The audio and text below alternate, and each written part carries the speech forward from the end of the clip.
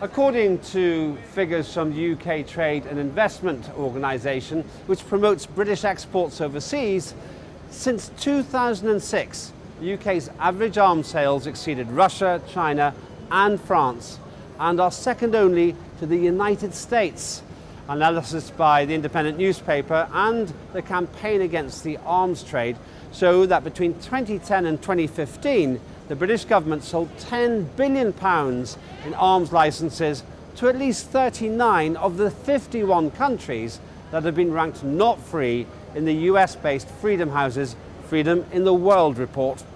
The Foreign Office lists human rights priority countries with what it calls the worst or greatest number of human rights violations. It includes Saudi Arabia, Israel, and the independent newspaper claims Saudis have bought £3 billion of British bombs, missiles and fighter jets, which have been used in Yemen, where 10,000 people have been killed since March 2015. The UK has provided the Israeli regime with drone components and target equipment.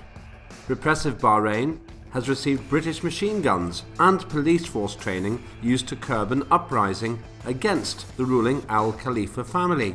How aware are the British people of the facts about arms sales and customers? Andrew Smith of the Campaign Against the Arms Trade has been trying hard to explain to the general public that there is hypocrisy at the heart of UK foreign policy. He has been working to raise awareness of the facts and that regimes are buying weapons, political support and legitimacy. Do people still believe Britain is a peacemaker? And should the rest of the world start calling for sanctions against Britain's arms trade? Simple questions with important answers. Out of around 200 countries in the world, where do the public think Britain stands in terms of arms dealing? Well, I think it's probably about fourth or fifth biggest arms exporter in the world. Around about fourth or fifth. Oh, I would say probably in the top 10, most certainly. Do you want me to be more specific than that? Go for it. I'd say probably third. Not bad. The official figures say that we're number 2 in the world, Right, okay. in terms of selling arms. How do you feel about that? Not particularly happy about it. I think it gives the wrong impression to other nation countries, and I think that also it sends the wrong message to allies. In terms of the biggest country doing arms trade, probably in the top 3 or 4. Official government figures report that Britain is now the second biggest arms dealer in the world. How do you feel about that? I don't mind, either way. If we have a strong arms industry, probably we'll be safer in the end, as long as they don't go overboard and supply to terrorists or dictatorship countries who are way against us, then I'm fine with it, I suppose. The value of the arms dealt, I would guess somewhere around 5th or 6th. Official government figures report that Britain is now the second biggest arms dealer in the world. How do you feel about that? I think it's unnecessary spend. I think we should be spending on more important things. Well, we're actually selling. We're selling the second most arms in the world now. Right. So we're selling the second most. Okay. I don't have as strong feelings about that as I do about what we might be spending on arms. If it works, if it's good for the economy to sell arms, I don't have too much of a problem with that. I'd have more of a problem if we were spending too much on arms and to the cost of health and education, or particularly education. So I'm quite sceptical about this claim about Britain being second largest. If you look at independent figures, not the official ones, they put Britain down at 6 or 7. Britain is often stating that it's an effective arms exporter. It talks it up, its capabilities up. Nevertheless, Britain is a major arms dealer in the world, and that is a source for me of frustration.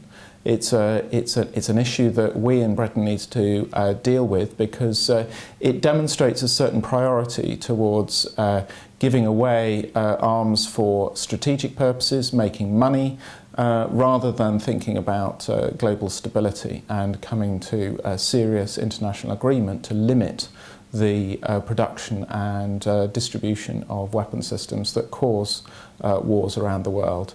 So it also undermines Britain's ability to speak with authority about the need for disarmament and for international cooperation.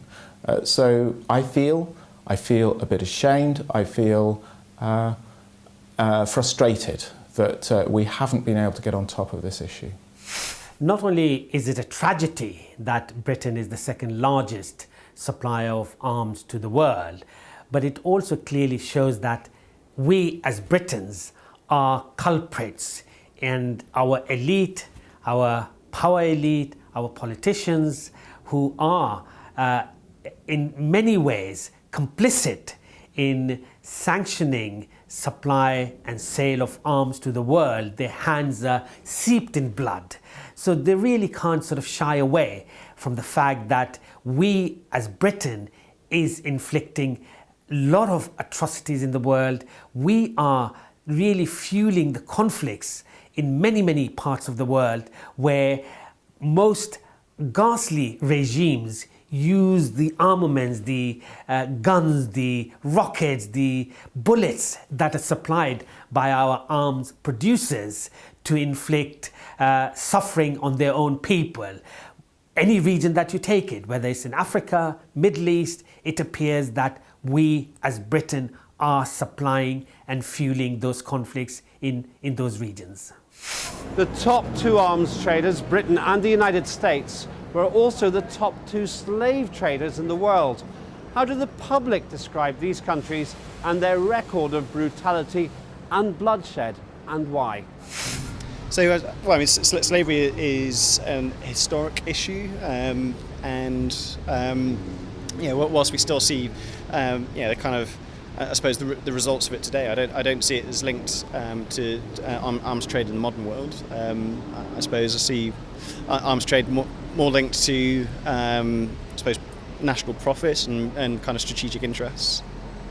Well, so I'm generally surprised that there's even a slave trade. So I don't quite know how to answer that question, because it's old-fashioned slave trade. They're in chains, not allowed, no freedom of movement. It's not a country I recognise. Well, I mean, all our ancestors did awful things. I mean, I'm originally from Morocco, so my ancestors also participated in the slave trade. I feel bad about what our ancestors did, but I don't think we should feel guilty today. We just need to make sure that minorities are treated fairly and well, and we are better people than they used to be.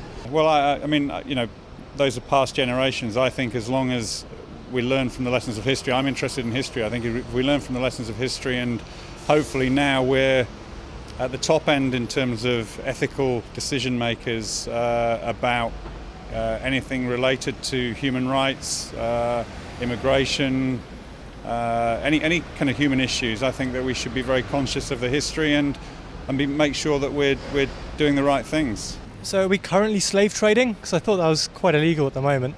I think it's disappointing more than anything else. I understand there's a lot of political and economic reasons why we're in this situation, and perhaps if it's due to historical relationships with other countries, then it's something that might be slightly unavoidable at the moment. But I think we should probably be trying to set a kind of a precedent and set an example for other countries to follow. So, yeah, it's disappointing and maybe a bit embarrassing. Well, I think it's quite clear to see both the US and UK as driving an international system. Historically, Britain in the 19th century was the most effective exploiter of capitalism and spread ideas and corporations around the world. And the US, of course, in more recent times, in the 20th century and 21st century, has been the global hegemon. So in that sense, they have spread a lot of challenge and problems. They've also been the source of a lot of positive impact in the world in terms of bringing civilization and in terms of bringing some sort of order. It's important to look around the world, see that there was a lot of conflict prior to these countries playing the roles they have. I don't see them as particularly bad, but neither do I see them as particularly good. Britain and US. That's a very interesting question in itself, that USA is the number one supplier of armaments to the world, and Britain being the second. When you look at historically, we as Britons have occupied nearly 2/3 of this planet, whether it's in Malaysia, Far East, Middle East, Africa, South America. Britain has had an interest. So the reality of the situation is that Britain, a former colonial and imperial power, has continued with its imperial and sort of colonial policies, although it no longer has those countries under control, but it has its own proxies in those countries. It has continued to fuel the conflicts in those regions, and now America has taken that mantle, if you like, from Britain as being the custodian, as they say, the new imperial power, the new colonial power. Wherever Britain moved out, America took over. I mean, Saudi Arabia is a very good example. Saudi regime was brought about by Britain in the 30s, and now Britain takes a secondary role in some ways, and America takes the primary role. It's reported most of Britain's weapons are fueling deadly conflicts in the Middle East. Do the public still believe Britain is a peaceful country for the world? I think if it was done illegally or on the black market, it would tarnish Britain's, United States, any of those countries. No. If I ever heard that, then I would have thought, you know what, Britain is pretty good, because you see on TV with like the army going to Afghanistan doing peacekeeping missions, and you hear about Kenya. It's like they tell us all the stuff we want to hear, but the stuff that we need to know is kind of like hidden. Does that make sense? Not really, because if the British didn't supply them, somebody would. So I'm not suggesting there should be a free for all, but and obviously there should be consideration that arms shouldn't get into the hands of people who are getting involved in chemical weapons or other such activities. But if Britain doesn't supply them, then other people will. So, England has got its own problems, and it has industries to nurture. So, with reservations, I would suggest again, it's neither here nor there. I think we've got a bit of work to do before we can stand proud again and be a peacekeeping nation. I think our recent, certainly in the last, 25 years, has shown that we tend to fight first and think later, and the peacekeeping often ends up being as a result of our actions in the first place. And I think that there needs to be less tolerance of being a bit gung-ho with military action. Well, if Britain wouldn't sell them the nuclear arm at the moment, or arms, just arms, they will buy it from Russia, they will buy it from China. So why not us? Either way, they're going to buy it and use it. So there are quite a few people in the world who think that the US and UK are a force for good in the world, because those two countries are very good at spreading their message that the world is an anarchy, is a very dangerous place, and that their role is important to bringing order to it. But I think what it does show, because they need to see this as an important narrative that they are a force for good, it gives us something to play with. It means that if we are interested in changing this rather than just simply complaining about it, we need to be addressing this issue about what it means to be a responsible state in the 21st century.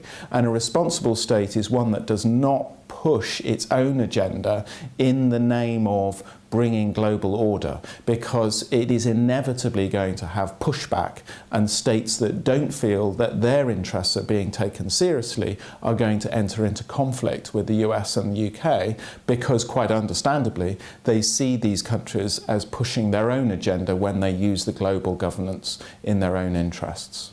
The reality of the situation is that, particularly in the context of Middle East, whether there is conflict in Syria, whether there is problems that have been created in Libya or in Yemen, in Bahrain, wherever there is conflict, we as Britain have actually fueled that conflict by supplying armaments to the wrong individuals, to the wrong organizations, and in particular to the Saudi regime, because the Saudi regime has fueled the conflict over the last 5 years in Syria, whereby now they're realizing that perhaps it is better to get rid of the so-called Islamic State or Daesh.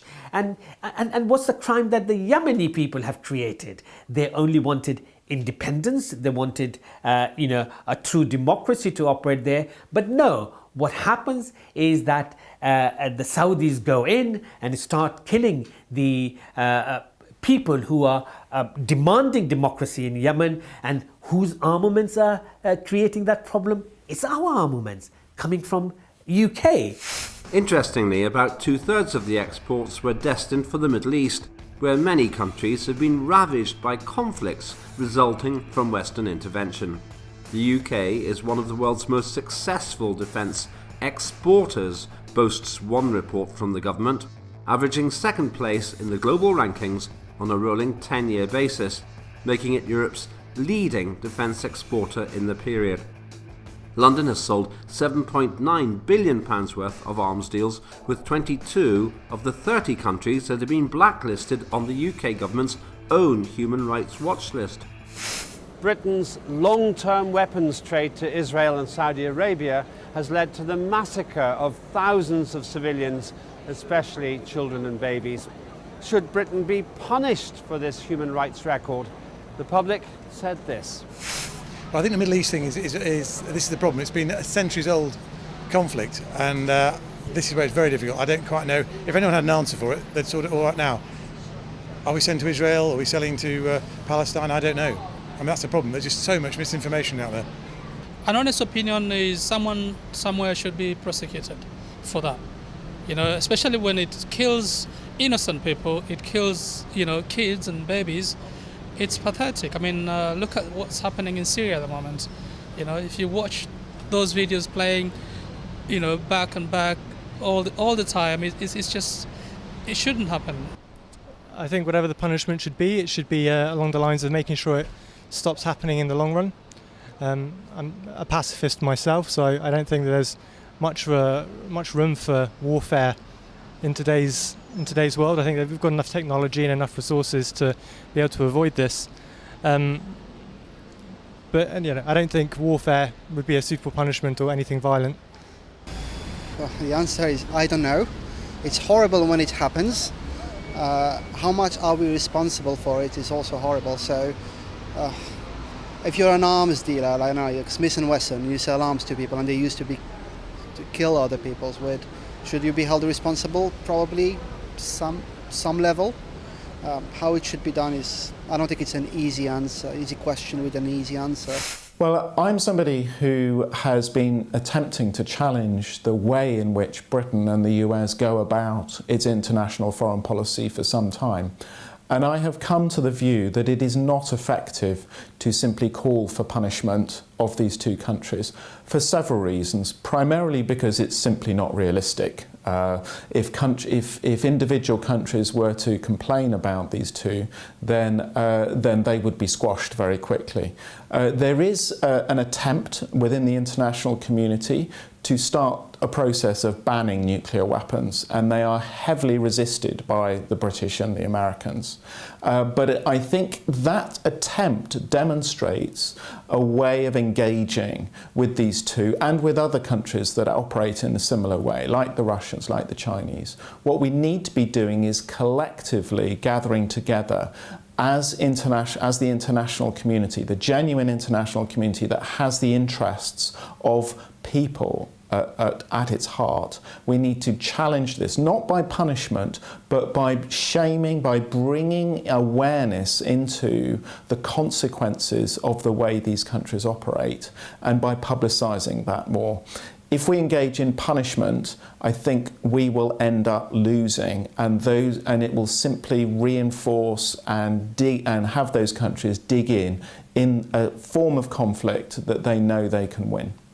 We have to, as ordinary people in Britain, need to continuously lobby our local parliamentarians to inform them that what Britain is doing is not in the interest of Britain. Because if you look at it, the amount of money that we are supposed to be making out of arms trade, if we did some other sort of constructive effort in the developing world and in the conflict regions, i.e. by providing education facilities, because we have a good education system which we can export to the world, or we can sort of export healthcare, we can export lots of other things other than armaments which will bring money to the British economy. And this argument being portrayed that jobs are created by armament trade in Britain. I mean, how outrageous that we are creating jobs on the back of people being killed in those regions. If we did constructive work,